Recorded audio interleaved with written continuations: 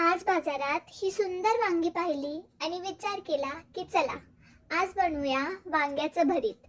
वांग्याचं भरीत बनवायची प्रत्येकाची वेगवेगळी पद्धत असते.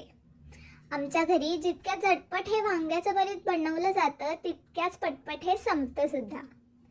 त्यासाठी मी आधी वांग्यांना चीर पाडून घेतली आहे आणि त्यामध्ये लसूण घातला आहे.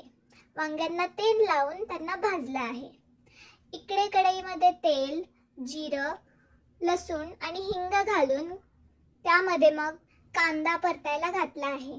त्यामध्ये थोडंसं मीठ घातलं आहे जेणेकरून कांदा लवकर परतला जाईल. मग त्यामध्ये मिरची आणि टोमॅटो घातला आहे. त्यानंतर त्यामध्ये मसाले घातले आहेत. इकडे मी हळद, 2 चमचे मिरची पावडर, धना पावडर आणि गरम मसाला घातला आहे.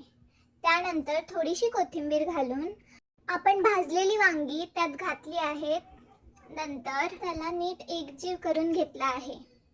मग त्याला थोडा वेळ झाकण लावून ठेवायचं आहे आणि मग शेवटी कोथिंबीर घालून छान मिक्स करून आपला वांग्याचं भरीत तयार आहे. सोबत बनवली ज्वारीची भाकरी आणि गरम गरम सर्व केलं.